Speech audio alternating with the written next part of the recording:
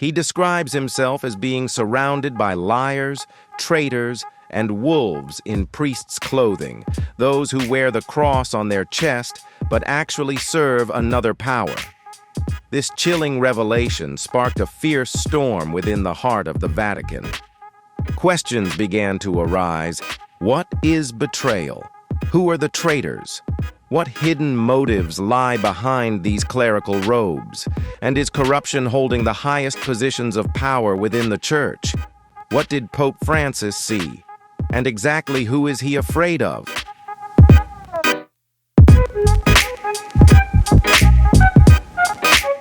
In this shocking report, we will uncover the explosive contents of the letter, exposing the increasingly apparent power struggles within the heart of the Vatican and the mysterious forces threatening the very core of the Catholic Church. Get ready to step into a world of secrets never before revealed. Do you think the powerful figures in the Vatican are actually hiding something? If you believe so, leave a 1 in the comments below, and if you think it's all just rumors, leave a 0. Enjoy the video, and don't forget to support the channel by hitting the subscribe button. Thank you so much.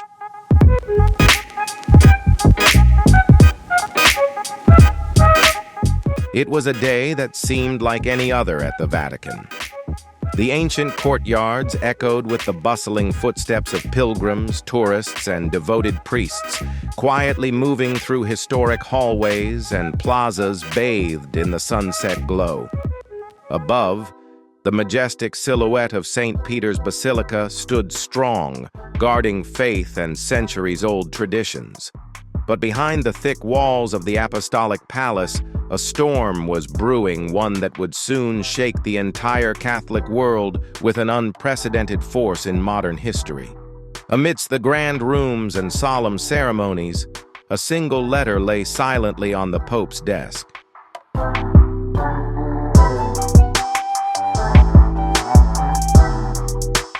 Within the lines of this letter lay a primal fear and a chilling sincerity, the confessions of a man burdened with too many weights and secrets.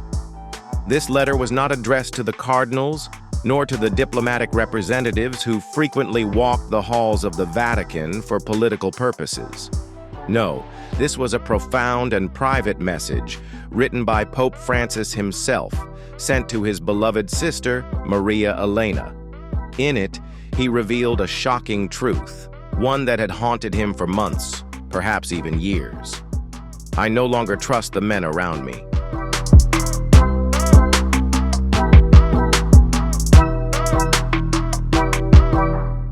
These words were not those of an innocent leader who was experiencing the darker side of power for the first time.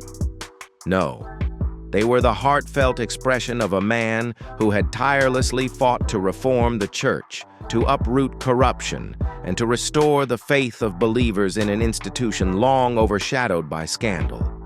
But now, the weight of the highest office in the Church seemed to be beyond his ability to bear. He felt surrounded, trapped by shadows cloaked in clerical robes. Those who preached justice and faith, yet deep within their hearts, were devoted to a different master, one that Pope Francis feared, but dared not name.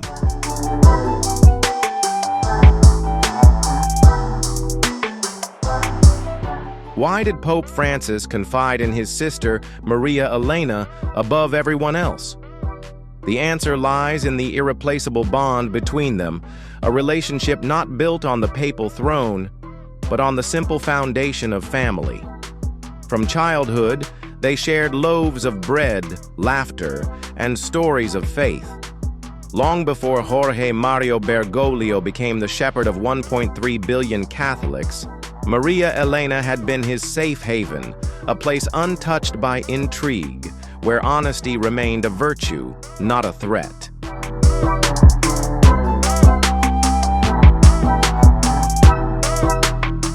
The contents of the letter were kept in absolute secrecy for a time. However, the decision to share it with a trusted confidant of Maria Elena eventually led to a leak, an explosive leak that shook the entire Vatican and resonated far beyond. the statement that sent shockwaves around the world, a statement that both Catholics and skeptics alike could not ignore. They wear crosses, but they serve another master. A chilling and cryptic declaration that raised alarms. Speculations exploded like a wildfire in a dry forest. Who are these men? What had the Pope uncovered that left him so desperate? And what exactly is this other master he referred to?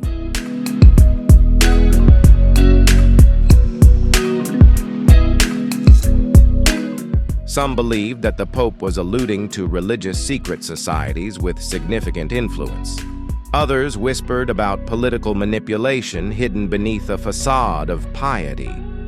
There were even those who dared to entertain the thought that the influence of the devil might have crept into the very heart of the Church. As time passed, more and more questions arose. The Vatican officially responded, attempting to downplay the matter, calling the letter a personal reflection, quoted out of context. But the public was not so easily swayed. This was not a casual confession. This was a public admission from the man regarded as Christ's representative on earth, revealing that his closest advisors might not be the faithful servants they had long appeared to be.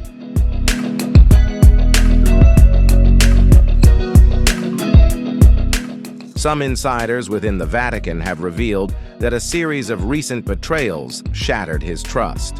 Leaked documents exposed financial misconduct, internal disputes between factions opposing his progressive reforms, and especially the failed attempts to address decades-long sexual abuse scandals. Francis, once beloved as the Pope of the People, now seemed more isolated than ever before. His circle of trust had contracted so much that only a few remained, with his sister being one of them.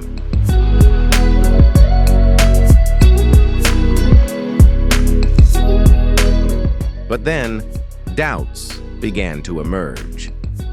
Some questioned whether the letter was truly written by Pope Francis, or if it was a sophisticated forgery meant to sow discord within the Church. Investigative journalists jumped into action, cross-checking handwriting. Linguistic experts within the Vatican carefully analyzed each word and phrase. When Maria Elena herself confirmed the authenticity of the letter, most of the doubts began to fade away. The words in the letter were indeed her brother's, raw and unedited, painful to the core because of the truth they revealed. As the news spread worldwide, public reactions were varied.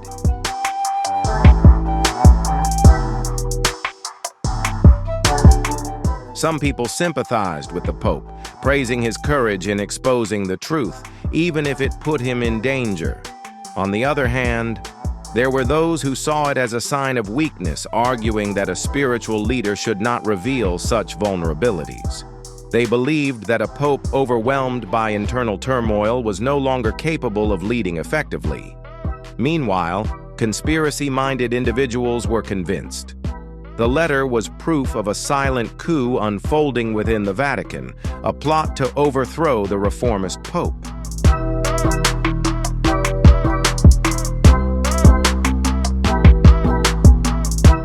Amid this chaos, one thing became clear.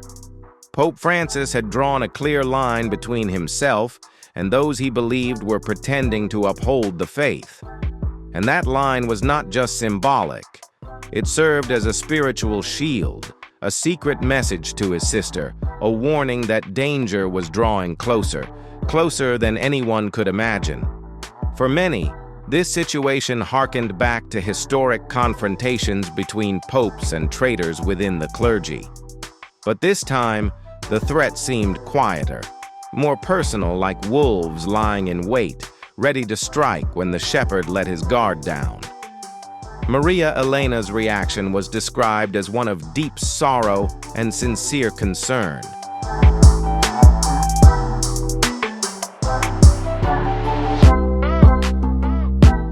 In a brief conversation with a close friend, she confessed that her brother's fear had been simmering for months, especially as his health began to deteriorate.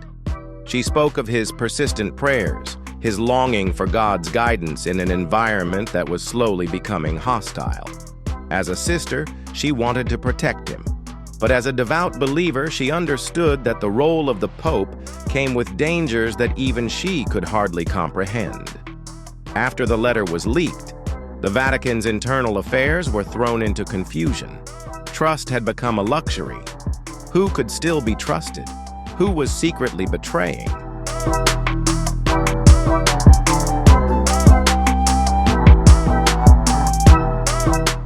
The atmosphere in the Apostolic Palace became as tense as a tightly pulled string. Rumors spread about loyalty tests, about quiet investigations. Some cardinals secretly expressed doubts about Pope Francis's mental health. On the other hand, there were those who quietly swore their loyalty, condemning the betrayal as a sacrilegious act. Yet, despite the mounting pressure, Pope Francis continued to appear regularly at public masses. His voice remained firm when preaching about compassion, unity, and humility. But those closest to him could sense the change. A new caution, light as a shadow yet unmistakable. The outward calm was nothing more than a shell concealing the storm raging within him.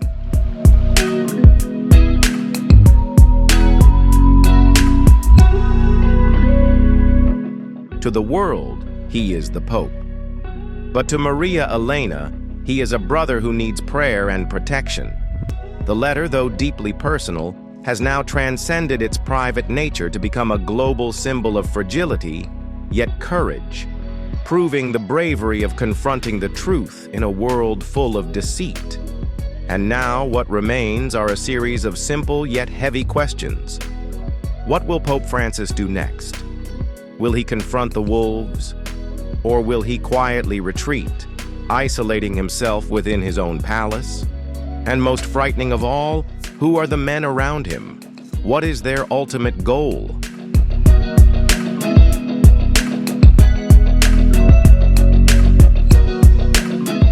The answer remains shrouded in darkness.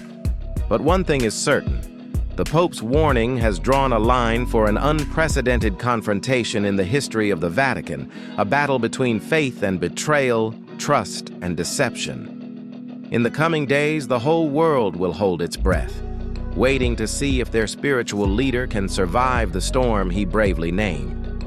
The origin of the letter Pope Francis wrote to his sister Maria Elena not only stems from familial bonds, but also from the deep inner struggle he bears as the head of the Catholic Church, carrying the immense responsibility that comes with the role.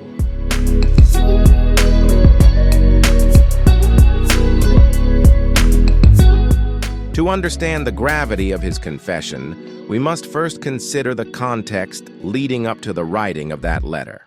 A stifling environment filled with whispers of betrayal and the quiet despair of a man who, despite occupying the highest position in the church, could only find solace in the embrace of his own blood.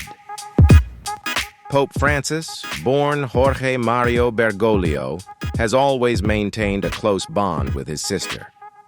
Their relationship wasn't built on the throne and power, but rather rooted in the simplicity of their childhood in Argentina, where they grew up together, away from the spotlight of the world, close to prayer and stories that transcended politics and fame.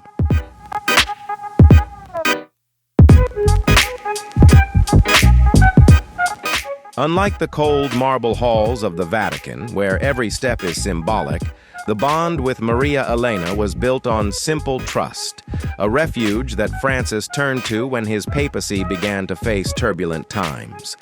The first signs of disillusionment became clear during the height of the financial reforms at the Vatican. As a staunch advocate for transparency and accountability, Pope Francis launched an unprecedented purification process, particularly targeting the Vatican Bank, long known as the Institute for the Works of Religion, IOR.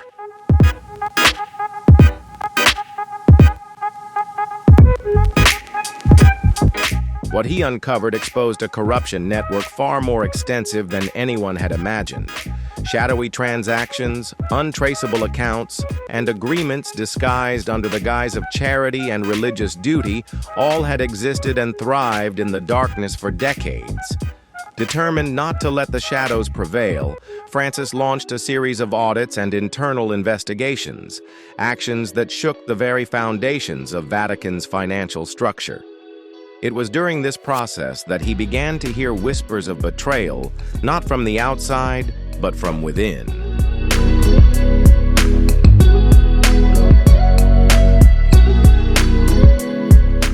High-ranking cardinals, powerful bishops, and even close advisors were rumored to be quietly obstructing the reforms. They were said to be embezzling funds, holding secret meetings to protect their privileges and personal interests. As a Jesuit, Pope Francis approached these rumors with caution. But the suspicion within him began to grow, and the cruelest part was, he could not share this with anyone. In the Vatican, secrecy was currency, an integral part of the power structure. A pope who doubted his own clergy was essentially declaring war on the Church itself. And so Francis had only one place left to confide in: Maria Elena.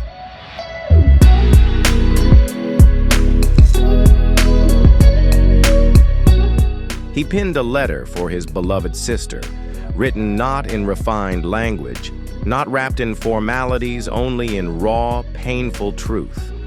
The lines were trembling, yet weighty. In the letter, Francis spoke candidly about the people surrounding him, men who wore the cross, but served a different master. He wrote of secret meetings masked by ritual, of alliances stretching far beyond the Vatican, of agendas that bore no resemblance to the sacred mission of the Church. What troubled him wasn't just material greed. It was something darker, a loyalty that ran counter to everything the Church claimed to stand for.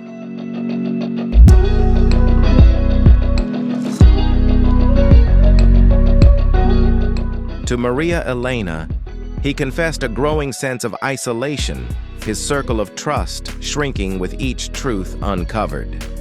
He described the heavy moments, when a strange silence would suddenly fall as he entered a room, when glances exchanged between cardinals spoke volumes that no one dared to say aloud.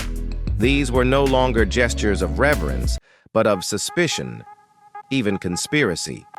In the letter, the Pope shared not only his concerns about finances or high-level decisions, but also spoke of missing documents and choices being made without his consent. What was becoming increasingly clear to him was that his reforms were being actively undermined from within the very Church he had devoted his life to serving.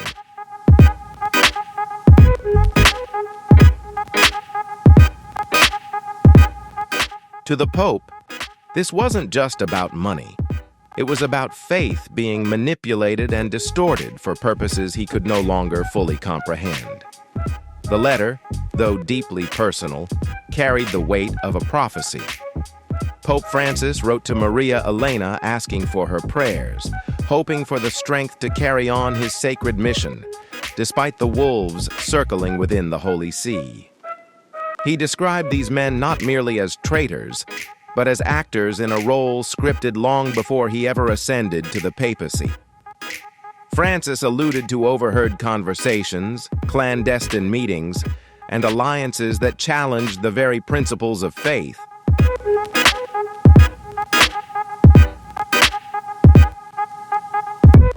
Maria Elena was not just his sister, but his only confidant, the one person he trusted completely. She was the thread connecting him to the simple values of faith they had shared throughout their childhood. When she received the letter, her response was one of compassion and deep concern. She encouraged him to continue his work with courage, reminding him that his mission was guided by God and that no earthly conspiracy could derail the will of the Lord.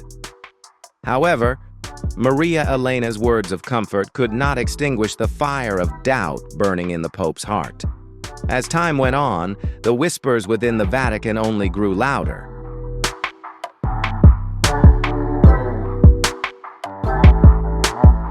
A wave of resignations from high-ranking officials in the Vatican began to emerge following the financial reforms initiated by Francis. Men who had held power for decades were suddenly stepping down, citing poor health or a desire for a quiet retirement. But those close to the inner workings of the church knew the truth. This wasn't retirement. It was a purge, led by a pope who had grown weary of lies and betrayal. Amid these sweeping changes, Pope Francis's inner circle grew smaller and smaller.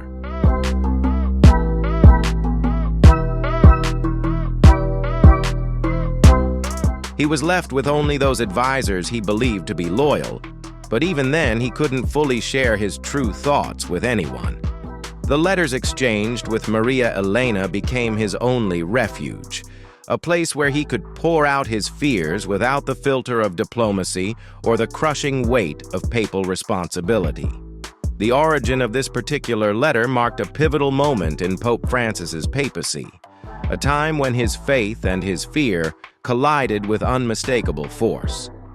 It was the moment the shepherd began to clearly see the true wolf lurking in the shadows. And in his letter to Maria Elena, he not only revealed his vulnerability, but also affirmed his unwavering resolve.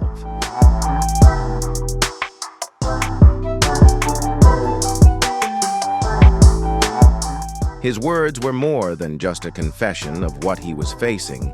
They were a powerful commitment, a promise to himself that no matter what happened, he would not abandon his mission. The letter was not merely a way for the Pope to confront the hardships he was enduring, but a symbol of the inner battles of a man standing at the helm in the face of immense trials. In that letter, Pope Francis didn't just find an outlet for his pain and loneliness, he found a reason to remain steadfast in his faith and mission, even as betrayal and adversity closed in from all sides.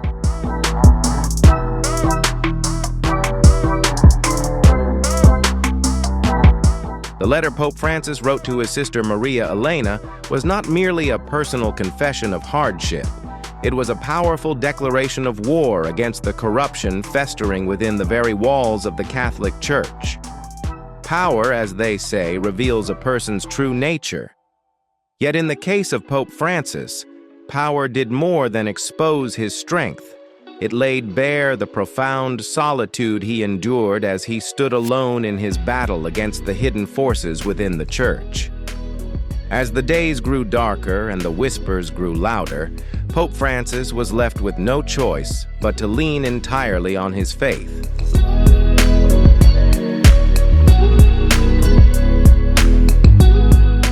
It was not in the men around him, but in God, the one who had called him to serve. In his letter to his sister, he not only expressed his fears, but also set the stage for a conflict that could shake the very foundations of the Catholic Church. Though personal in nature, the Pope's letter was, in fact, a call for unity to those who believed in his mission, while also serving as a warning to those who sought to undermine it. But most importantly, this letter stood as a testament to the truth that even the most powerful man in the Catholic Church can find himself surrounded by darkness. And sometimes, only faith is the light capable of piercing through that darkness.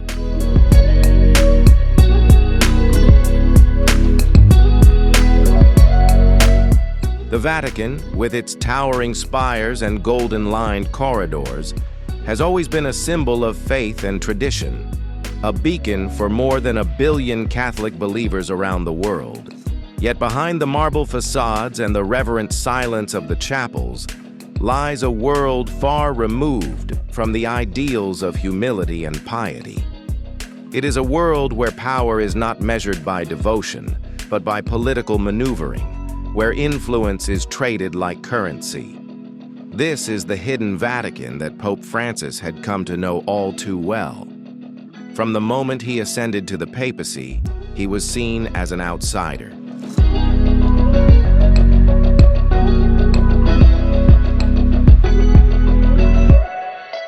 With his Jesuit background and simple lifestyle, the Pope stood in stark contrast to the leaders of the Vatican, who were accustomed to lives of luxury and privilege. He rejected the opulence of the apostolic palace and instead chose to live in a simpler residence at Casa Santa Marta. These gestures were not merely acts of humility. They were a powerful statement of his intent, a determined reformer seeking to purify the church from corruption and bring transparency to its financial dealings.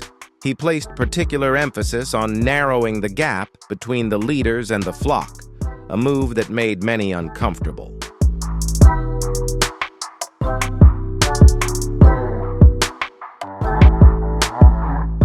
His first mission was to confront the Vatican's financial system, a system shrouded in secrecy for decades. The Pope ordered a comprehensive audit of the Vatican Bank, and the results revealed a maze of hidden accounts, untraceable transactions, and funds being transferred overseas. These revelations shocked the faithful, but that was just the beginning. As the audits progressed, resistance from those with vested interests in the Vatican's opaque financial system grew stronger. Cardinals and high-ranking bishops who had maintained power in the church through relationships and murky financial dealings began to push back against the Pope's reforms.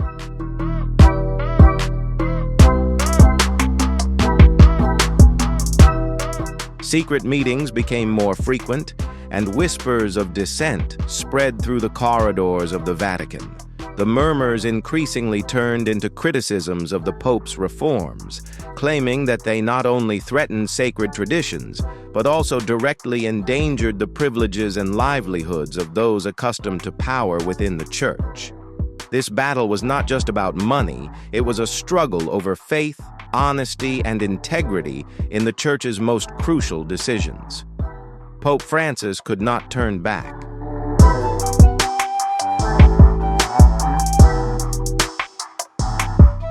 He had committed himself fully to this reform, and despite facing plots and resistance from cardinals, bishops, and even those closest within his circle, he remained steadfast in the path he had chosen.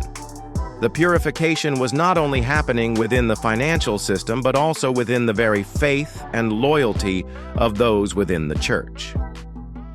As Pope Francis continued his battle, the letter to his sister Maria Elena increasingly became a symbol of courage in the face of darkness and betrayal. It was no longer just a personal letter. It was a declaration of war against the corruption and deceit that had spread throughout the walls of the Vatican.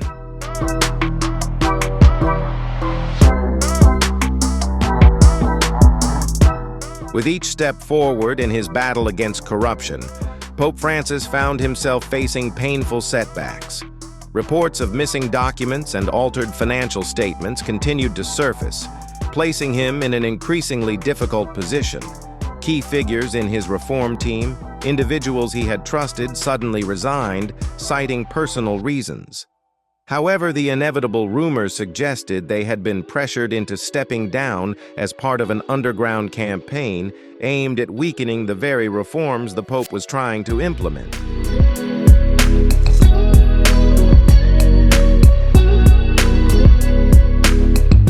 Pope Francis's loneliness became more palpable as his circle of trust grew smaller. The attacks from within the Vatican, from his covert enemies, became increasingly apparent. Despite the mounting pressure, the Pope did not back down. His speeches grew more powerful, condemning corruption and greed with a strength that made his adversaries uneasy. He echoed the words of Christ when he drove the money changers out of the temple, and the faithful could not help but notice the striking parallels between his words and the current situation within the Church.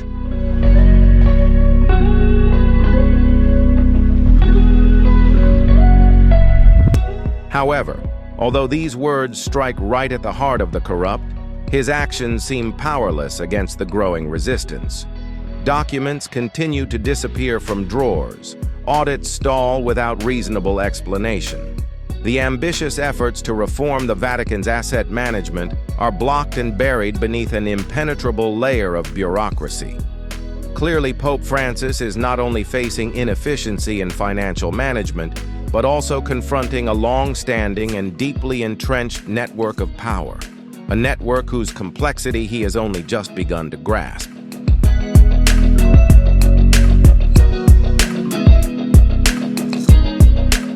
This network, known in Vatican circles as the Brotherhood, is believed to include powerful cardinals, politicians, and business tycoons whose interests are deeply tied to the Church's vast assets.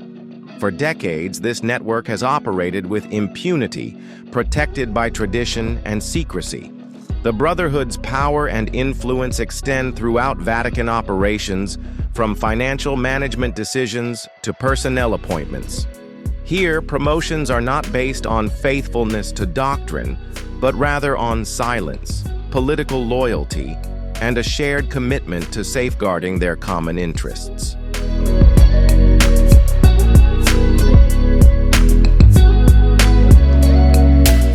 Those who question the current state of the Vatican are often quietly pushed aside or removed, thereby preserving power in the hands of those deeply familiar with opaque dealings. For Pope Francis, his battle is not just against corruption. He is fighting not only financial schemes, but also confronting a deeply entrenched power structure that cannot be changed overnight. His circle of trust is growing increasingly fragile as tensions rise. He can now rely only on a handful of people whose loyalty has been tested over many years.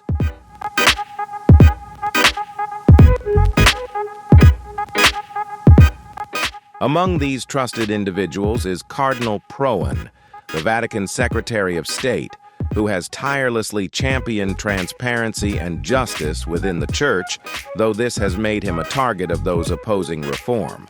There is also Sister Cristina Fernandez, a strong advocate for women's rights in the Church, whom the Pope trusts because of her unwavering commitment to justice and equality.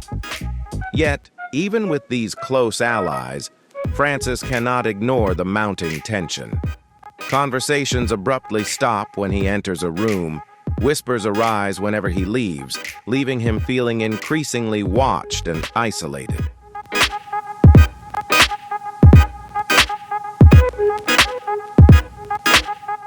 And it was then that he wrote a letter to Maria Elena, expressing his fear that he was being watched and stating, "They wear the cross, but they serve another master."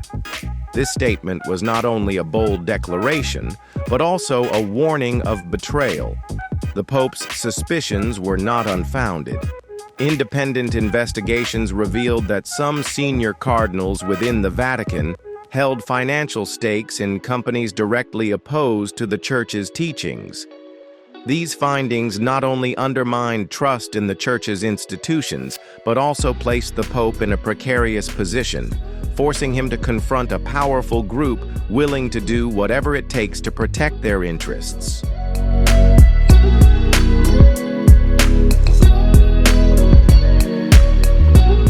Pope Francis faces not only corruption within the Vatican, but also a sophisticated power system shrouded in secrets and deceit. His struggle, though difficult and arduous, stands as a testament to his courage and unwavering determination to resist the hidden forces attempting to manipulate the Church. The truth about the conspiracies and darkness within the Vatican is becoming increasingly clear. As Pope Francis continues his reform campaign, the opposing forces grow stronger and more cunning.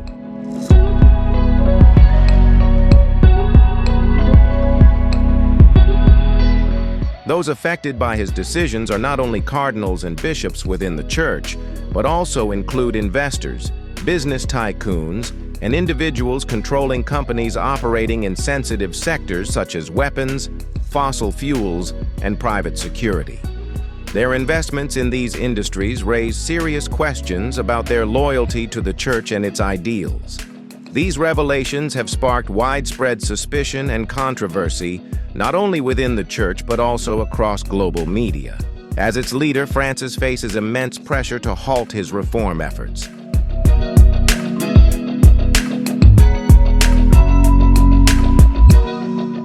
Threats gradually turned into veiled warnings, intertwined with political decisions and financial influence. From political offices to financial institutions closely connected to the Vatican, Whispers about manipulating markets and elections grew increasingly clear. Under intense pressure from both outside and within the Vatican, Pope Francis's anti-corruption campaign faced unprecedented challenges. Legal obstacles were raised against his reforms, while internal investigations were abruptly shut down without satisfactory explanations.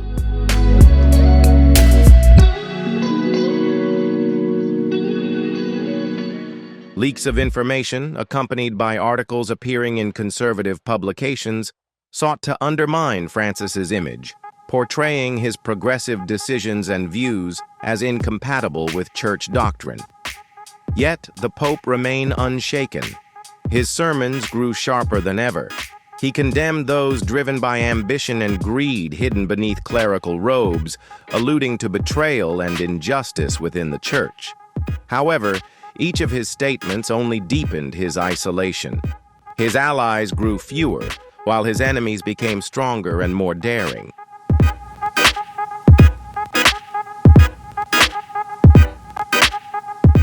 In moments of loneliness and despair, the Pope found his only solace in his faith.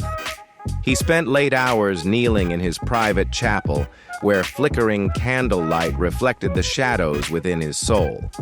Francis's prayers were not just pleas for peace. They were calls for strength to carry on, to weather the growing storm. He prayed for guidance, for deliverance from the darkness engulfing both his life and the church.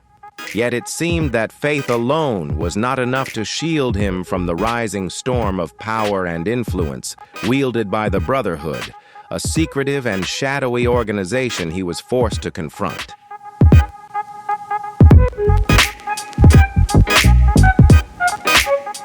The cost of the reforms Pope Francis is pursuing has become increasingly steep.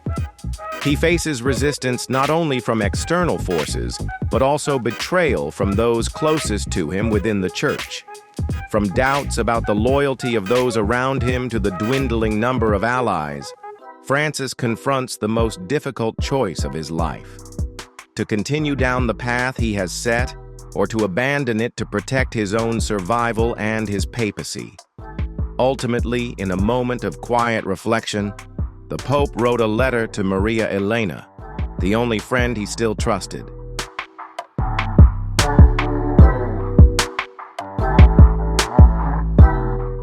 In that letter, he confessed that his greatest fear did not come from external forces, but from those closest to him.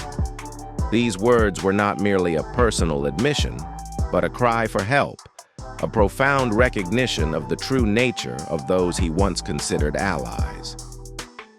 Pope Francis, known for his courage and steadfastness, now faces a battle not only against corruption and political power, but also with the very soul of the Church. The decisions he will make in the coming months will not only define his papacy, but also shape the future of an institution that has endured for thousands of years.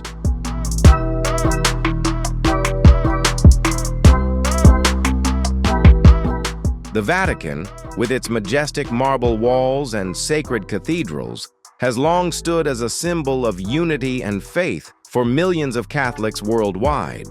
However, for Pope Francis, the reality within those walls was starkly different. His papacy, marked by a mission to reform and modernize the Church, has unveiled a dark world lurking beneath the glittering surface, one filled with corruption, betrayal, and silent conspiracies stretching across generations. The Pope's famous declaration, "I no longer trust the men around me," was far from mere words.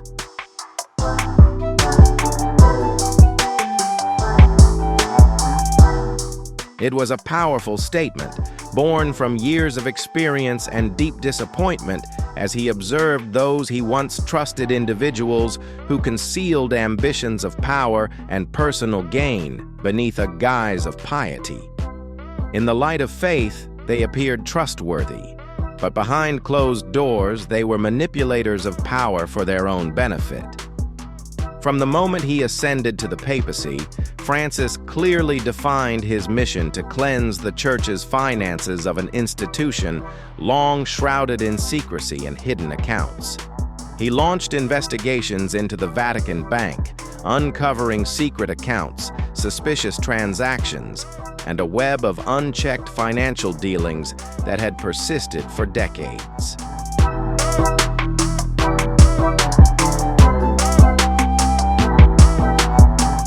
These revelations not only shocked the faithful, but also sent ripples through the powerful figures within the Vatican who had benefited from this wealth. With every step forward in his anti-corruption campaign, the Pope faced resistance from influential forces within the Church. Important documents suddenly vanished, investigations stalled without proper explanation, and key witnesses abruptly refused to cooperate. Those whom Francis once trusted began to show signs of deceit and betrayal.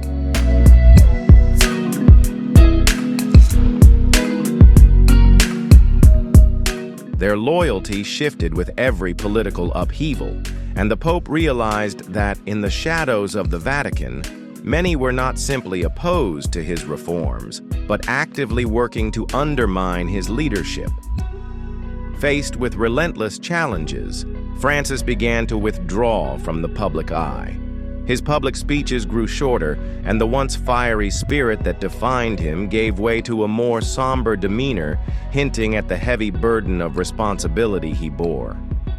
Those closest to him noticed the stark change.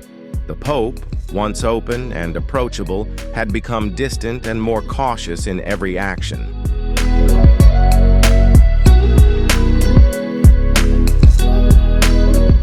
The Pope's meetings were now held strictly behind closed doors, with only his most trusted officials allowed to attend. Security around him was tightened in suspicious ways. Rumors of conspiracies against the Pope disguised as reform movements began to circulate through the halls of the Vatican. Whispers spread that a coup was being planned, a power shift not merely about the fight against corruption, but a battle to reclaim control of the Vatican from those who wielded power in the shadows.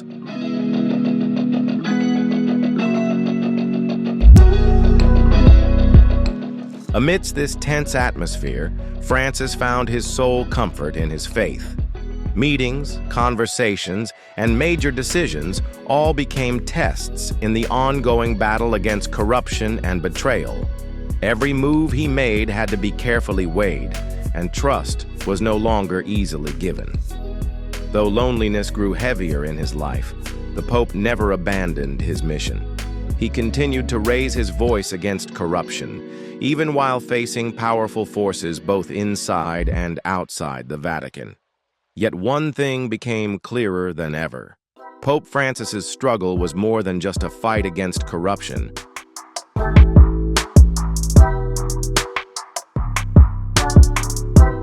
It is a battle for truth and faith in a world filled with schemes and ambition. It is a fight to protect the very soul of the Church, even when those around him may not be true allies.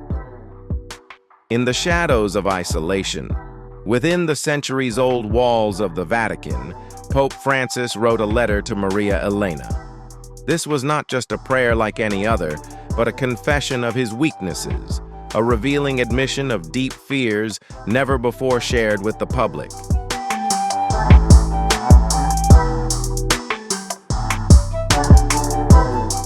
In that letter, Francis not only recounted the threats he faced, but also acknowledged that his reforms were not just fighting corruption, they were challenging the power of those who had long lived in the shadows of secrecy.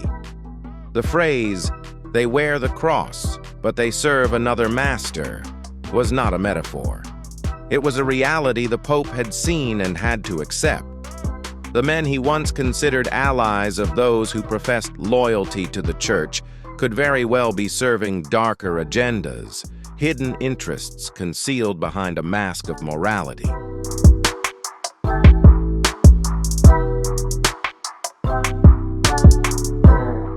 Francis could no longer avoid this truth. Those around him, present in moments of solemnity, might be quietly working against him from the shadows. Maria Elena, the Pope's sister, was the only one who truly understood the weight of these words. Having witnessed her brother's humble rise to become the leader of the church, she knew well the sacrifices he had faced along his journey. Yet, upon reading his letter, she also realized that the distrust Francis expressed was not merely a sign of personal anguish, but a warning of a greater battle, a struggle between loyalty to faith and truth, and the shadowy power that lurks deep within the Vatican.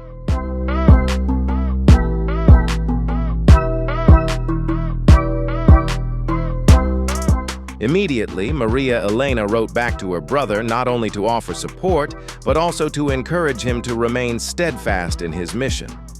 She urged Francis not to succumb to these challenges, not to let the threats and conspiracies around him shake his faith. However, she was not blind to the deeper implications within his letter.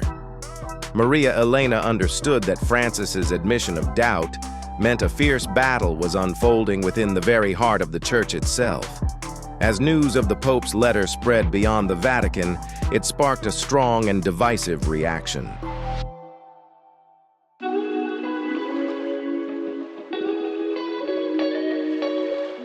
Some viewed Francis as a hero, a courageous leader willing to confront the powerful forces and corruption within the church. To them, he was a symbol of purity and transparency, unafraid to face evil even at the cost of personal power. However, others saw the letter as a sign of weakness. To these critics, Francis's confession was an admission that he had lost control over the very institution he led. The price of reform seemed too great, and the letter served as evidence that he was no longer the strong leader he once was. The Vatican's response to this wave of reactions came in the form of a cautious statement, neither confirming nor denying the Pope's words.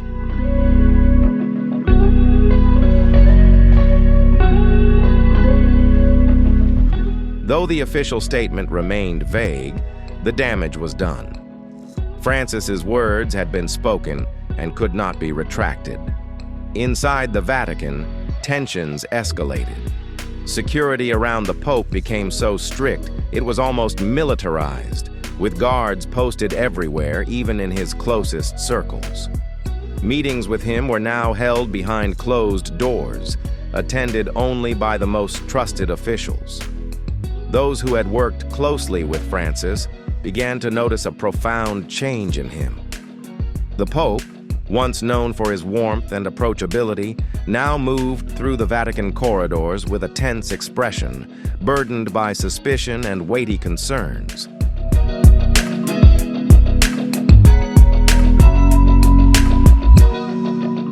The cost of the anti-corruption battle Pope Francis is fighting goes beyond personal sacrifice. It is a fight against an institution that has existed and thrived in darkness for centuries. And as Francis continues down this path, he increasingly realizes that his struggle is not merely about finances or power. It is a battle to protect the very soul of the church, to push back the shadows of corruption, no matter the price.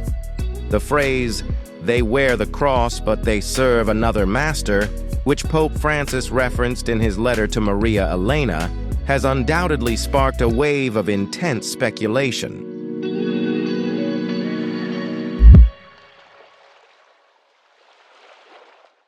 Is it merely a metaphor for corruption and greed? Or is it an allusion to something more tangible, an organization or powerful force that has infiltrated the highest levels of the church? Conspiracy theories quickly sprang up around this statement, with suggestions linking it to secret societies, political groups, and even influential nations. Despite the Vatican's best efforts to quell these rumors, it could not contain the wildfire of information that had been unleashed. While part of the church sought to protect its reputation and maintain stability, Pope Francis grew more resolute than ever. His sermons became impassioned, not just calls for reform, but fierce warnings about the dangers of dark schemes infiltrating the church.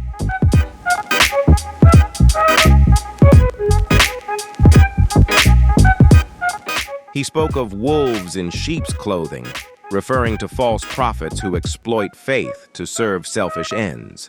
For the faithful, his words were a wake-up call, a reminder that even the holiest institutions can become corrupted if vigilance is lost. Francis's statement, "I no longer trust the men around me," was not a simple remark. It was a powerful declaration, marking a turning point in his papacy. To many, it signaled a failure to maintain unity within the church, but to him, it was an acknowledgement of a harsh reality he had to confront.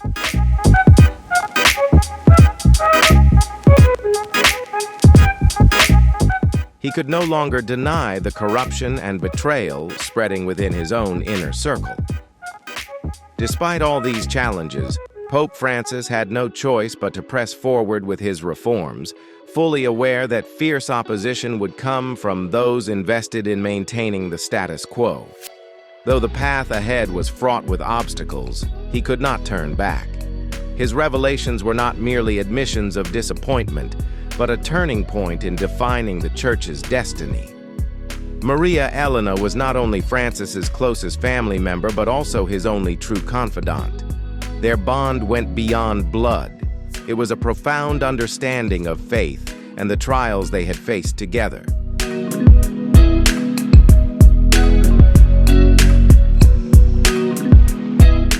When Francis shared his worries and fears with Maria Elena, she was always there to listen, empathize, and support him quietly, yet steadfastly. Their bond was forged during their childhood years in Argentina, where their family lived a humble life grounded in faith. While Jorge, Francis's given name, chose the path of priesthood and eventually the papacy, Maria Elena opted for a life away from the spotlight, but she remained by her brother's side, supporting him throughout the Church's arduous journey. When Jorge spoke of his dream for a humble church, unbound by material wealth and power, Maria Elena was the one who always listened and shared that vision.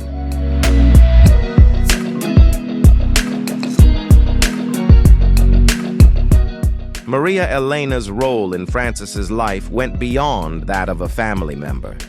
She was a true confidant, the one person the Pope could trust most during his darkest moments.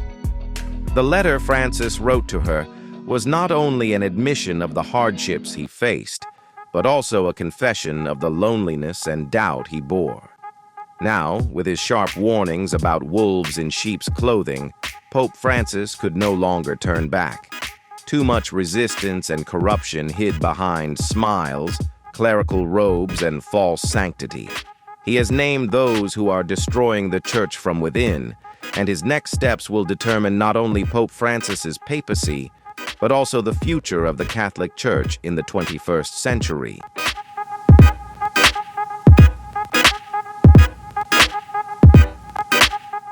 The question remains, will those he no longer trusts allow Francis to continue the reforms he has begun, or will an underground battle erupt among the forces within the Vatican?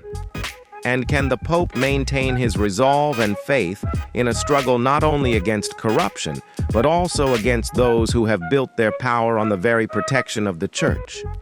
What do you think? Can the Pope remain steadfast in this battle, or will he be undermined by the very people he once trusted? Leave your thoughts in the comments below. If you believe his reforms will succeed, type 1. If you think this is a hopeless fight, type 0. And don't forget to like, subscribe, and turn on the notification bell so you won't miss any of the untold stories behind the Vatican and the world of faith.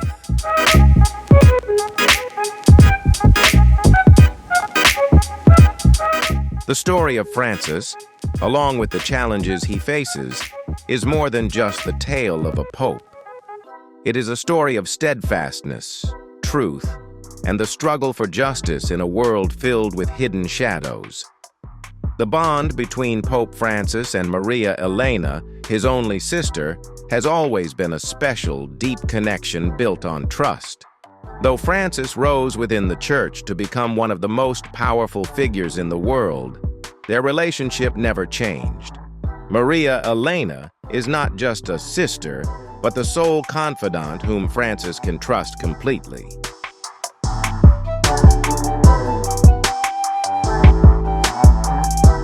She is the only person who truly knows his thoughts, worries, and fears, unfiltered by the layers of ritual or expectation within the Vatican. The letter Francis wrote to Maria Elena was not the first time he turned to her to share his deepest confidences. Previously, his letters often carried the tone of personal reflections on the concerns and challenges of leading the church. However, the letter he wrote during this period bore a vastly different tone, urgent and dire. Francis was not simply speaking about corruption. He expressed grave concern about the dangers closing in from those he trusted most, those who wore the cloak of faith but served another master, ambitious individuals scheming for power.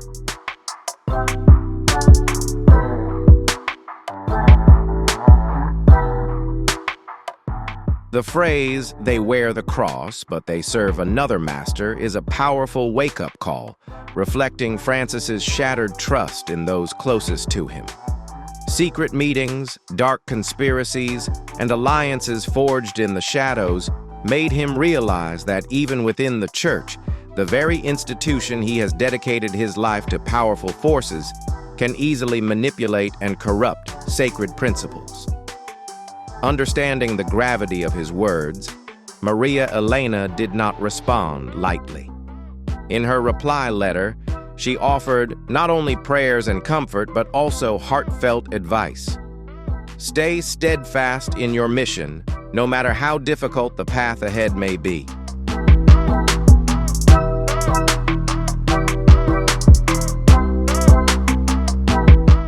She understood that the resistance Francis faced came not only from outsiders, but also from within the church itself, those who might be working to oppose the reforms he was implementing. Remarkably, despite living far from the Vatican, Maria Elena remained deeply connected to the political and religious upheavals unfolding there. She heard whispers of secret meetings and opposition to her brother's reforms. With a heart full of love and concern, she did everything she could to protect him not only through prayer, but also by reaching out to loyal friends within the church, encouraging them to support Francis in this perilous struggle.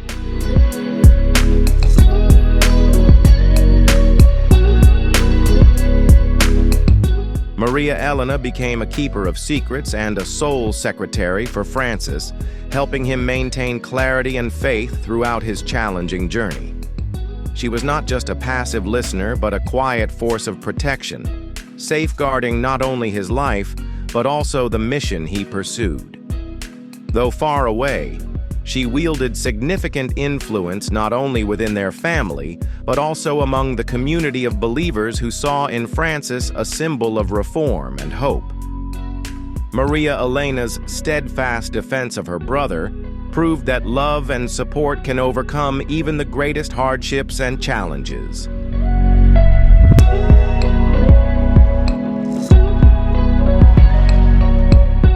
Her role in Francis's life was more than a family relationship. It was a sacred bond that helped the Pope maintain his faith and spiritual strength in the face of betrayal and immense challenges.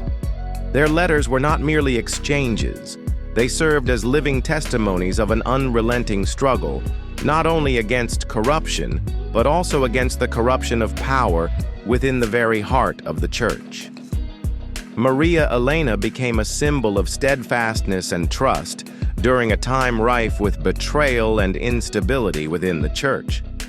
Though far from Rome, she was never truly excluded from the internal upheavals of the Vatican.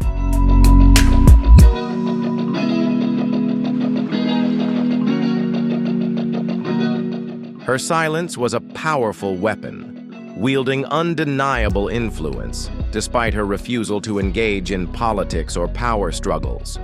With humility, she built a network of prayer in support of Francis, a little-known yet steadfast foundation that helped him stand strong in the fierce battle against corruption and the forces seeking to undermine him.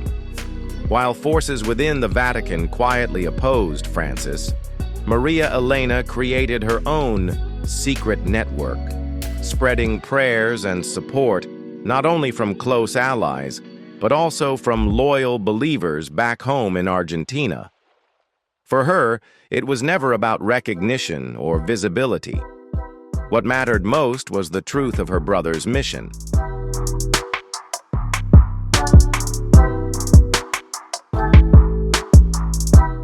Her letters became a source of encouragement not only for Francis, but also for those loyal to his reform mission.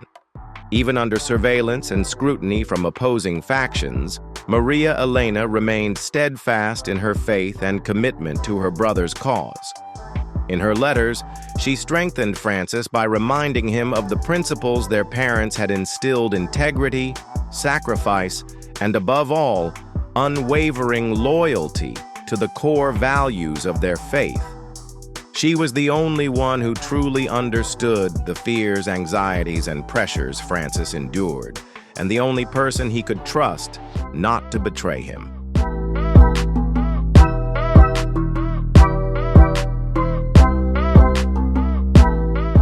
Maria Elena's influence, though not wielded through political power or stature, was an invisible yet immensely powerful force.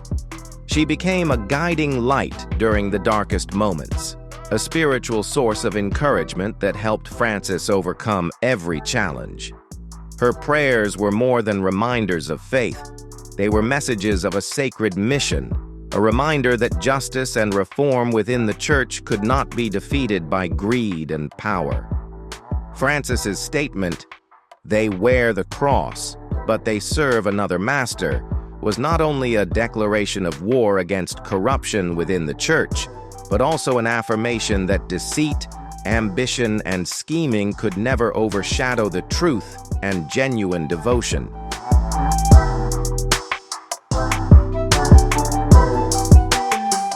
It was more than just a statement, it was a prophecy, a wake-up call to those who wear the guise of religion deceitfully. Amidst all the chaos, Maria Elena stood as the sole lighthouse, steadfast in faith and fiercely protecting her brother from forces that sought to crush him.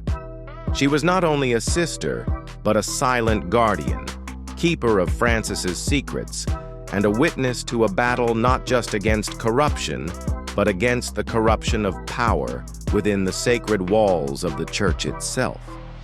Though their bond went unrecognized by the powerful within the Vatican, it remained an unbeatable source of strength and steadfast encouragement for Francis to continue his mission with unwavering resolve and courage.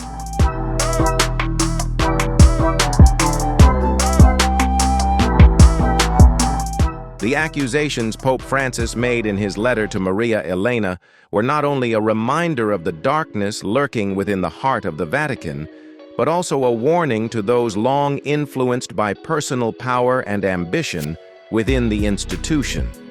He exposed not only corruption, but also the moral decay of those cloaked in piety. These individuals, instead of serving God, served other masters unrelated to faith, concerned only with power and control. With his insightful perspective from within, Pope Francis became the first to lift the dark veil over the Vatican, revealing a place where power and ambition sometimes eclipse both morality and faith.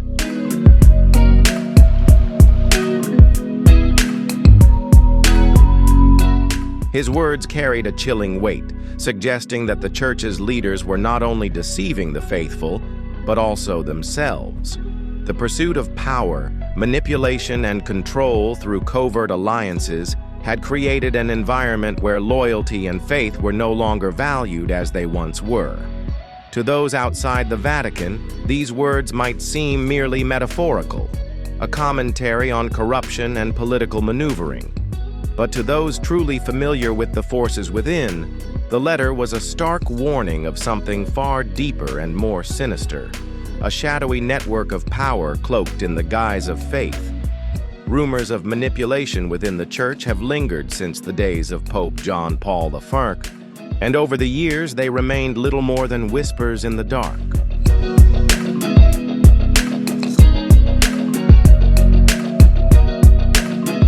However, Pope Francis has ignited the flames of these suspicions, making them more vivid and undeniable than ever before. His letter was not simply an accusation against those who have betrayed God's teachings, but a powerful message aimed at external forces, organizations, governments, or even secret societies that may be manipulating Vatican policies and dealings to serve their own interests. Speculations abound regarding corruption in financial transactions, manipulation by elite financial circles, and ties to foreign political powers, all reflecting the challenges the Pope is confronting.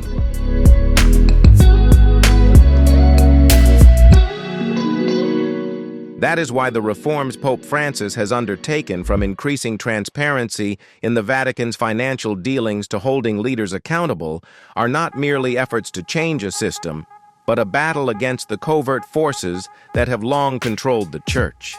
He is conducting a cleansing to restore genuine faith and loyalty to God while confronting conspiracies and shadowy powers attempting to manipulate everything. These actions are not only essential to save the Church from corruption, but also serve as a stern warning to those seeking to exploit Vatican power for personal gain.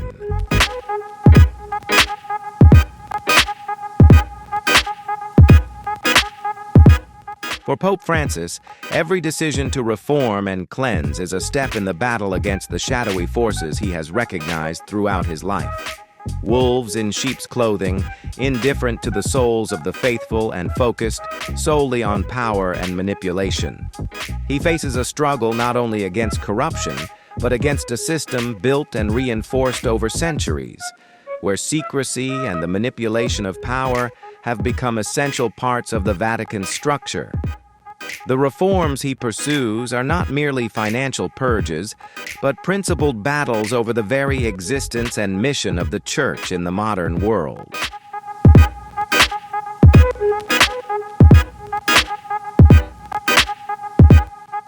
The Vatican Bank, officially known as the Institute for the Works of Religion, IOR, has long been a symbol of opacity in financial dealings and corruption.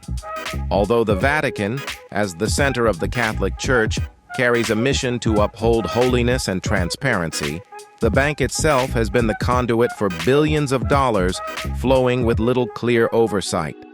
Shell accounts and front companies have concealed dark transactions, turning the Vatican into a promised land for those seeking to manipulate finances undetected. When Pope Francis decided to undertake reforms, he faced not only resistance from officials within the system, but also challenges from deeply entrenched forces rooted in the Vatican.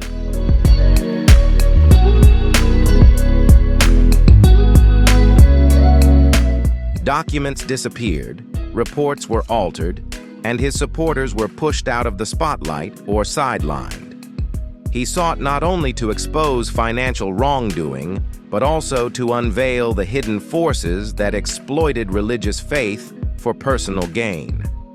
However, resistance came not only from individuals directly involved in corruption, but also from those around him, people who had worked with and supported the old systems. Secret meetings took place in darkened rooms. Conspiracies were woven to preserve the status quo, and whispers began to spread throughout the Vatican.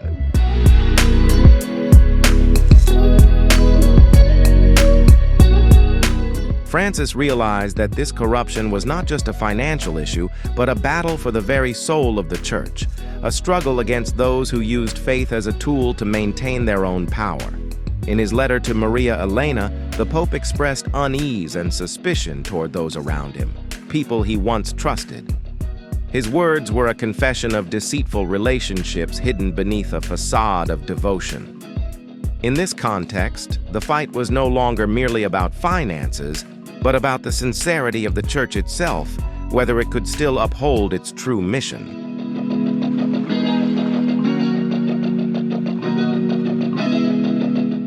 Investigative reports from the press have shed light on the complex ties between the Vatican and external powers, deepening suspicions about the entrenched corruption within the Church's power structures.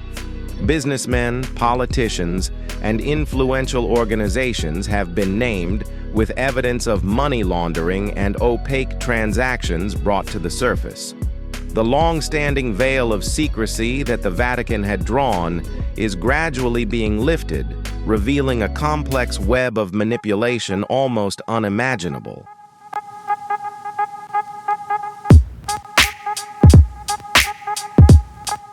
This has led to increasingly harsh criticism from the Pope's opponents.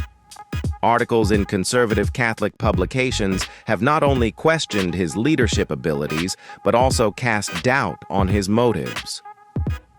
His reforms were seen as too extreme, reckless, and potentially destabilizing for the Church. Those who once stood by him began to distance themselves, fearing that his actions might shatter the Vatican's stability and plunge it into a deeper crisis. For many, Pope Francis was not just fighting against corruption and financial wrongdoing. He was on a much greater mission to protect the soul of the Church, restore the purity of faith, and bring transparency to a system long dominated by manipulation and deceit. His career was not merely a reform effort, but a battle to reclaim control from the forces that had stripped the Vatican of its sacred nature.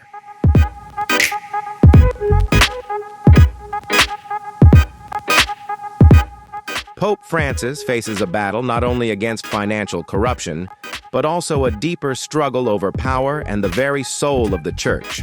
The forces opposing him are not just greedy individuals within the Vatican, but a long-standing network of power spanning generations, most notably the covert influence of organizations like Propaganda Do, P2, a secret Masonic lodge with long-standing ties to the Vatican. Although P2 was officially disbanded in the early 1980s, its influence has not waned.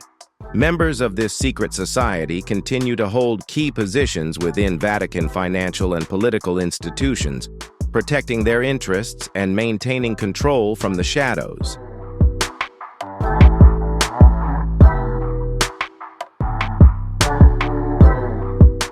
Leaked documents have revealed that P2 members maintain close ties with senior Vatican officials, ensuring their influence continues to persist and manipulate all critical operations within the Church.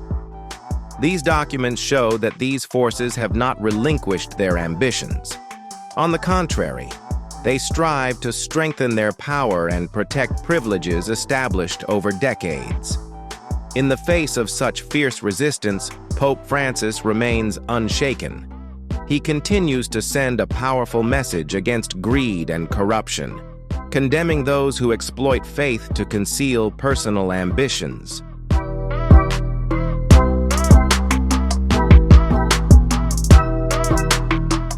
His sermons were no longer vague or indirect. They became sharp and candid, calling for a thorough cleansing of the Church's leadership. He emphasized that without reform, the Church could not survive, as greed and betrayal of the core values of faith had eroded its strength and soul. However, with each statement he made, the opposing forces grew stronger and more determined. Attacks from both inside and outside the Church intensified. Anonymous letters appeared, attempting to undermine his credibility, accusing him of poor financial management and political bias.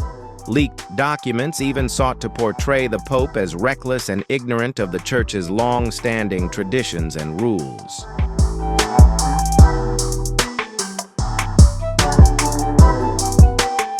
Despite the increasingly fierce attacks, Pope Francis remained unwavering. He continued to champion a message of purity and integrity, warning that those who wear the cross but serve other powers would only hasten the Church's decline. For him, the battle was not just financial, it was a profound struggle over the values of faith and the mission of the Catholic Church in the modern world. He called for unity among the faithful, urging them to rise above illusions of power and wealth that some church leaders had become entangled in.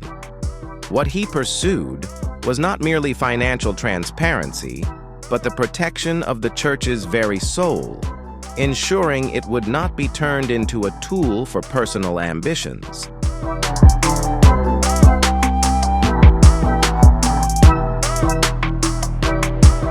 However, the road ahead of him is fraught with danger. The forces that have long existed in the shadows of the Vatican will not easily relinquish their power and influence. Pope Francis has exposed part of the wolf pack, but the hunt is far from over. For him, this battle is not just a financial revolution.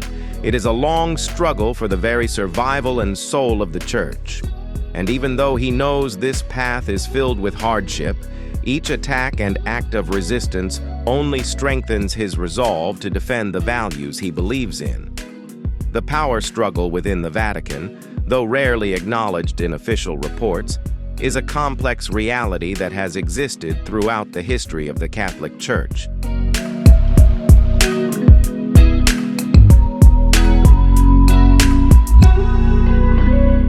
When Pope Francis assumed power, he was confronted with a system steeped in secrecy and entangled relationships among silent power players.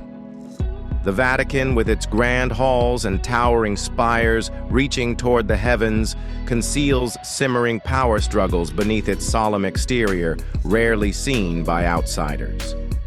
From the very beginning of his papacy, Francis showed himself to be different, not just because of his background, but because of his vision for change. As a Jesuit priest from Argentina, he did not come from European nobility or the wealthy families entrenched within the Vatican.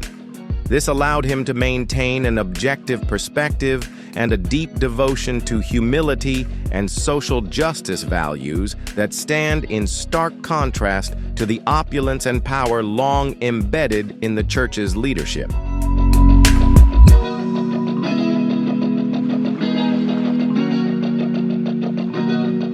When he ascended to the papacy, many saw his arrival as a call for reform and a hope for a cleaner, more honest church. However, for those entrenched in the power structures of the Vatican, this change was not just an opportunity, it was a direct threat. The changes he introduced were not empty promises but concrete actions, which many who had grown accustomed to secrecy and influence were unwilling to accept. Francis's decision to reject the opulence of the apostolic palace and instead reside in the modest guest house of Domus Sanctae Marthae was more than just an act of humility.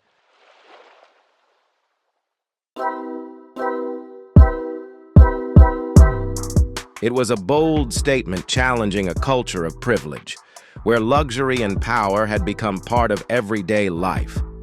For Pope Francis, living like the poor and embracing humility was the truest expression of faith. But for many within the Vatican, it felt like an intrusion into a system that had been preserved for centuries. His battle continued with financial reforms, especially his insistence on transparency in the Vatican's financial dealings. The Vatican Bank, formerly known as the Institute for the Works of Religion, IOR, a long-troubled institution marred by scandals and a lack of transparency, became one of Francis's first targets.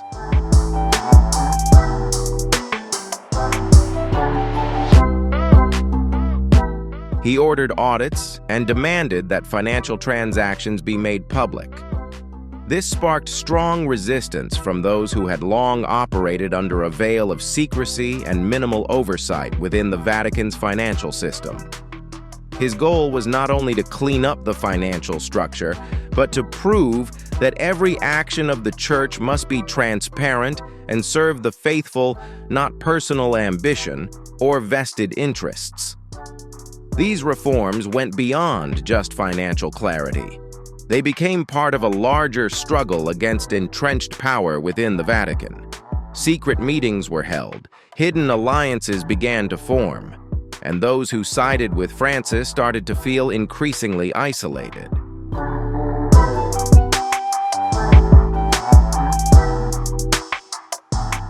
The powerful figures who had long maintained their influence within the Vatican's entrenched structures began to reassert their positions and push back against the changes Francis was introducing. They were not merely policy opponents, they were defenders of a system from which they had benefited for decades. In this context, Pope Francis faced a difficult choice: to continue his fight for transparency and reform in an environment filled with resistance and hidden power, or to accept the reality of the institution and stop fighting in order to preserve his own authority.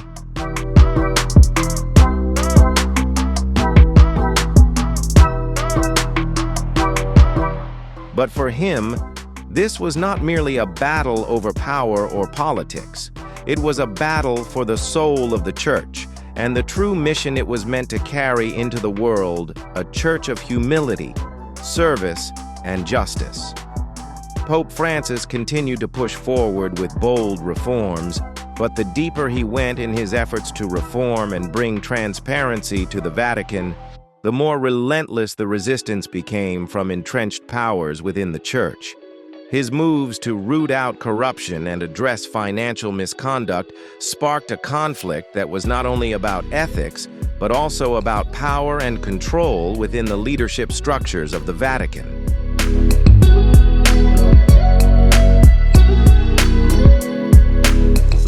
His decision to expand investigations into the Church's massive investments and financial funds, along with the appointment of auditors and the enforcement of financial transparency, led to many of the Vatican's long-held secrets being exposed. Shell companies, offshore accounts, and shady transactions that had once been considered untouchable were now being brought to light. While these revelations marked a victory for transparency and justice, they also meant the unraveling of numerous personal and group interests that had been deeply embedded in the Vatican's financial system for decades.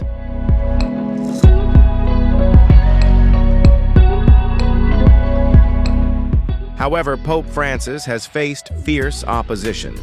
His efforts have been seen by many as a direct attack on the Vatican's power structure, especially the Curia, the powerful administrative body that has held leadership roles within the Church for centuries. The Curia, with its near unchecked authority, has been a dominant force, deeply influencing nearly every decision in the Church. Francis's attempts to weaken the Curia's grip and demand financial transparency left many high-ranking officials feeling threatened. One of his most significant moves was the creation of the Secretariat for the Economy, a new department tasked with overseeing the Church's finances and ensuring transparency in all financial transactions.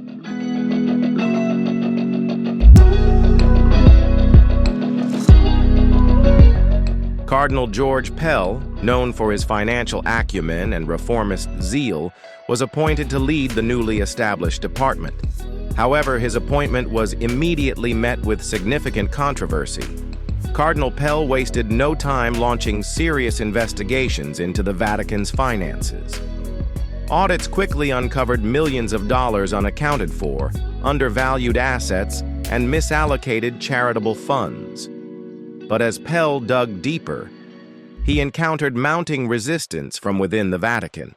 Leaked documents portrayed him as overly zealous, somewhat authoritarian, and impatient in his approach to tackling financial issues.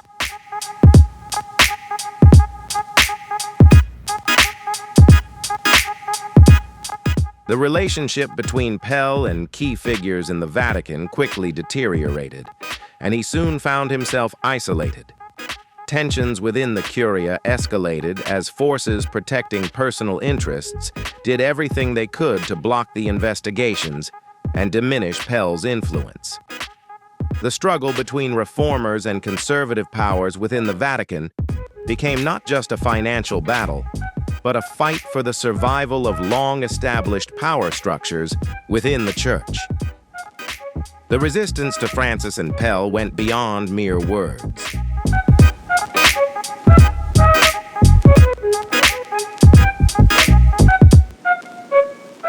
Strategies to undermine their power began to emerge.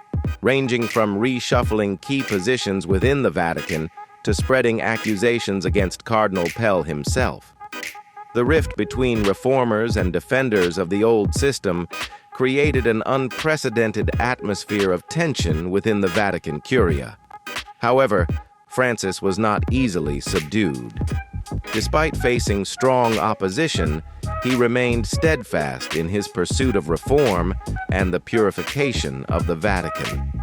His battle was not simply about eradicating corruption. It was a fight to protect the soul of the Church, where he believed truth and transparency were essential pillars.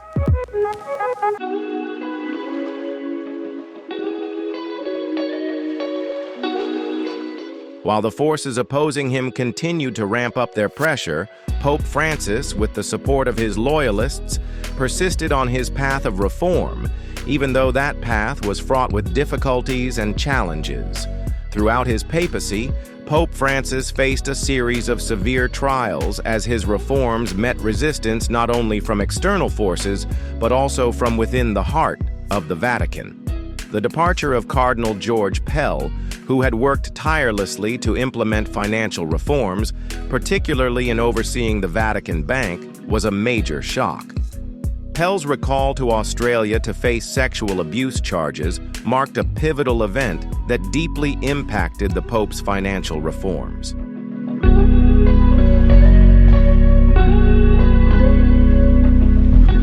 When he left, the Secretariat for the Economy lost a strong leader, and resistance from conservative forces within the Curia quickly regained the upper hand. However, Pope Francis's reforms were not limited to the financial realm. His efforts to promote social change within the Church, particularly his calls for the inclusion of minority communities and his heightened focus on environmental awareness, also led to heavy criticism from conservative factions. They viewed the Pope's appeals for social justice, climate change action, and environmental issues as a significant threat to the long-standing traditions of the Vatican.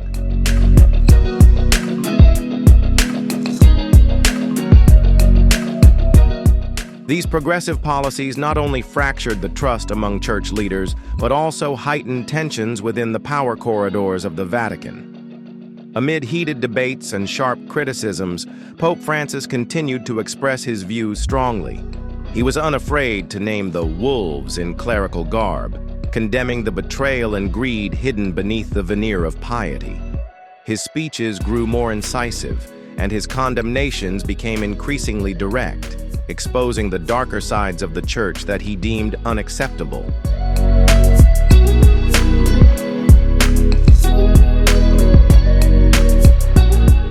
His message that corruption, no matter how deeply entrenched, could no longer be tolerated, forced his opponents to confront their own accountability.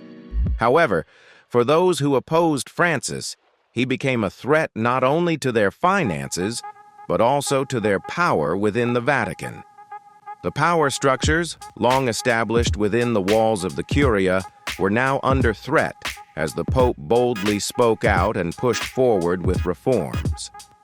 These power struggles, once hidden beneath layers of ritual and tradition, were now exposed to the public.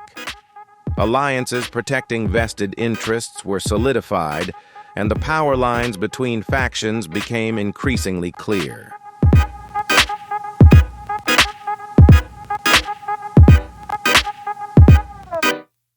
Pope Francis's famous quote, "I no longer trust the men around me," clearly reflects the sense of loneliness and the loss of trust he experienced in a curia rife with political maneuvering. For Francis, this battle was not just about financial reforms or social policies. It was a fight to protect the soul of the Church, a church that he believed needed to return to its core values of humility and service.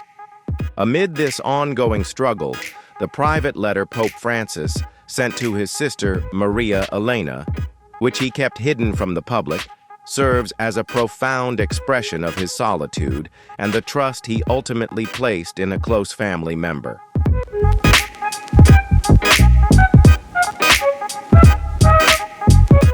Maria Elena was not just a sister to him. She was his last connection to a world untainted by corruption and political maneuvering. That letter could be seen as a confession, a part of the tension he endured throughout his efforts to reform the church. In the end, the big question remains. Will Pope Francis's reforms truly help dispel the darkness that has lingered in the Vatican for centuries? Or will the forces defending power continue to prevail, maintaining their dominance within the Curia? The wolves within the Vatican are not easily willing to relinquish their power, and this struggle is far from over.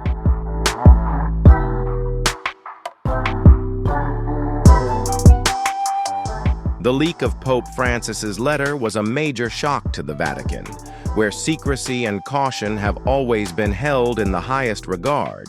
The public revelation of the letter, one of the Pope's most sacred and private documents, sent waves of outrage through the Church's corridors of power. While some within the Curia may have seen it as a betrayal, for many others, it served as evidence of the escalating tensions during Pope Francis's papacy. The letter strongly criticized those around him, particularly those who cloaked themselves in moral righteousness while actually serving their own personal interests and power ambitions.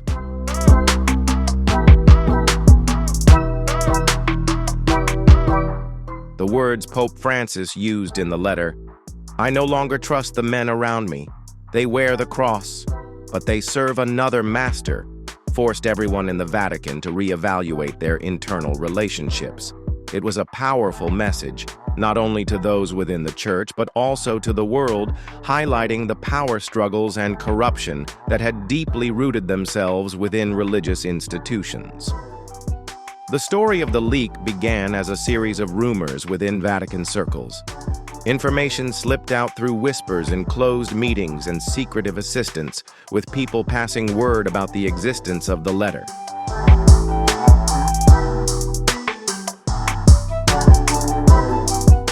The question remains, who among those close to the Pope broke the silence?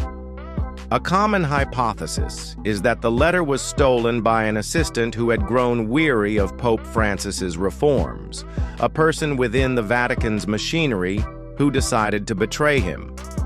The reforms that Francis implemented, especially in restructuring the Vatican's finances, left many within the Curia feeling uneasy about their power and influence. They feared these changes would erode the power structure that had been built over centuries. Whatever the method, once the information was leaked, it triggered a scandal that reverberated throughout the media.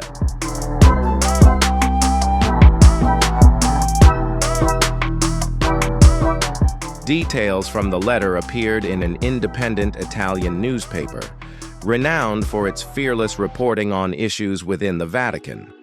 The headline, "Illinois Segreto del Papa, the Pope's Secret," said it all.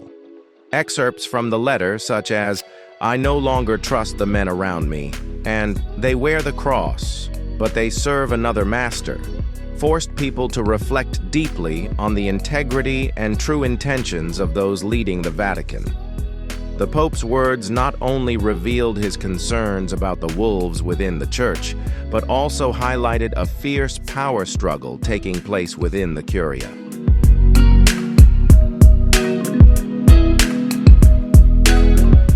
This is a confrontation between those who support reform, hoping to restore the Church's original faith, and those who have long held power despite their mistakes and corruption. The leak of the letter brought up a much larger issue, the power struggle within the Vatican, where information, secrets, and political influence are indispensable.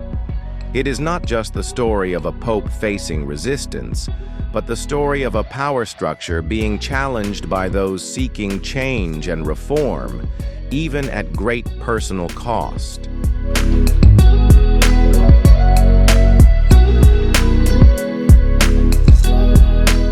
As the conflict rages on and the Pope's criticisms grow sharper, the big question remains unanswered. Can Pope Francis carry out the reforms he has initiated, or will the conservative forces ultimately prevail, preserving power and maintaining stability within the Vatican. The leak of Pope Francis's letter is not only a significant informational event, but also a power struggle within the very heart of the Vatican. Although the Vatican attempted to deny and dismiss the initial article, as more details of the letter began to surface, this denial could not stop the growing tide of public scrutiny.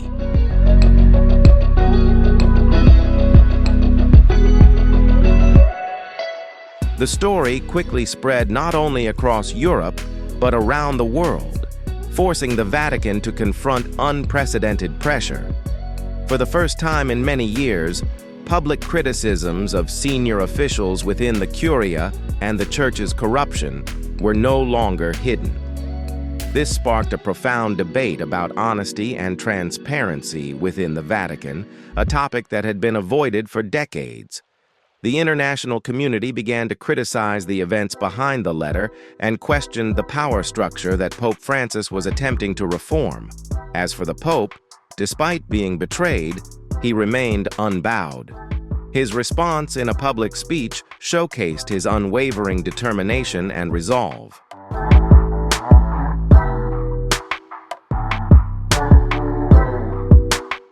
His words were not just a challenge to those attempting to undermine him, but also a declaration of patience and faith in the truth. "The truth will remain," he said, a proclamation asserting that, despite political scheming and betrayal, he would not abandon the fight for justice. However, the internal investigations he ordered only increased tensions. Vatican officials found themselves facing office searches, the retrieval of documents, and the inspection of computers, clear signs of a significant shift, coupled with a warning to those still covertly opposing him. Those who had long benefited from the lack of transparency in finances and power could feel the growing threat to their status.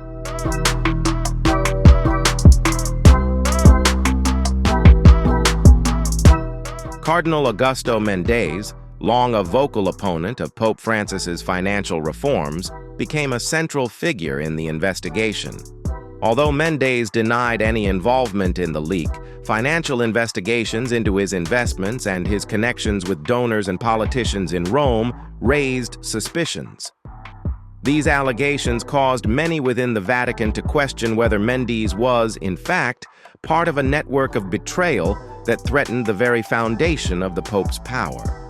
The situation became increasingly unpredictable as accusations mounted, both within the Vatican and in society at large.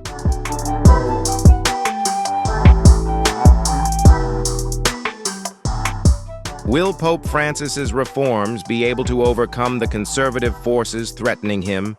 Or will the wolves in the Vatican ultimately regain power and continue to protect their privileges? As the secret walls within the Vatican begin to crack, this story promises to uncover many revelations and truths previously unknown, placing the foundation of the Church in an unavoidable challenge. While Pope Francis continues to fight for justice and transparency, the biggest question remains: will he be able to keep moving forward in this battle, or will those around him cause him to face setbacks in his reform campaign?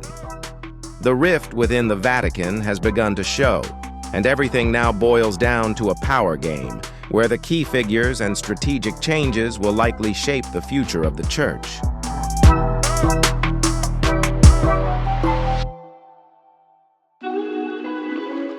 The search for the source of the leak regarding Pope Francis's letter has turned into a battle not only within the power corridors of the Vatican, but has also spread across the globe. The Vatican's resources, long accustomed to maintaining secrecy and diligently protecting its influence, are now focused on a single goal: identifying the traitor and eliminating the threat to the Pope's power. Investigations have expanded to include the Vatican's political and financial partners, a vast network of diplomats and influential figures from around the world. Suspicions of betrayal are no longer confined to the Vatican, but are being sought at high levels in other sectors as well.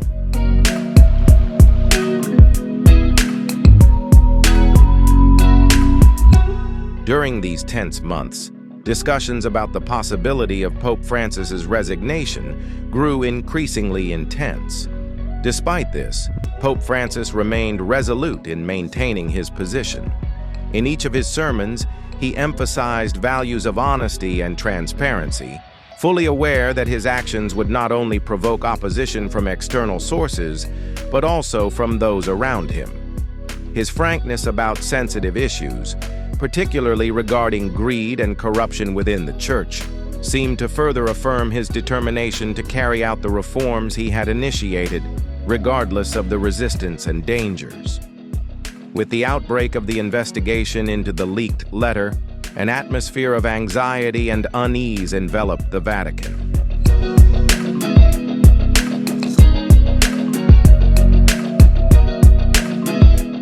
The close surveillance of key figures in the Curia and the quiet dismissals carried out behind closed doors only heightened the sense of instability within the ranks. However, for Pope Francis, these difficulties only strengthened his faith and sense of mission. He continued to condemn the hypocrites, those who used their positions within the church to serve personal interests instead of adhering to the teachings of the faith. His sermons grew sharper than ever, directly criticizing those who used the guise of devotion to profit from power and wealth. He named the wolves in the cloak of faith, asserting that these individuals had betrayed the church's noble mission and tarnished the faith of millions of believers around the world.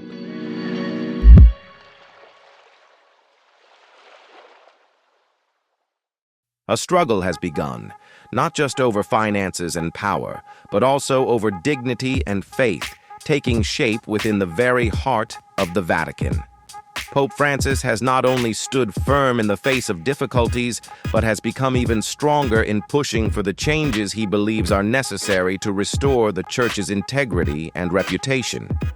In this context, the Vatican, for the first time in many decades, is facing scrutiny from both the outside and within. The factions within the Curia, who have long been accustomed to wielding power from the shadows, are now exposed. The wolves have been named and shamed, and Pope Francis is ready to confront them, even though the price to be paid may be a great sacrifice.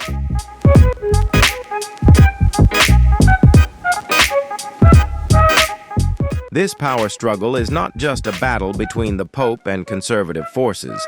It is also a fight to protect integrity and uphold faith within an institution that has long been shrouded in darkness and secrecy. What do you think about the wolves within the Church? Can Pope Francis win this struggle and bring purity to the Vatican? Share your thoughts in the comments below. And here's a question for you. Do you think the changes in the Vatican will actually create a turning point? If you believe the Pope's reforms will succeed, leave a 1. But if you think it's just a hopeless struggle, comment 0.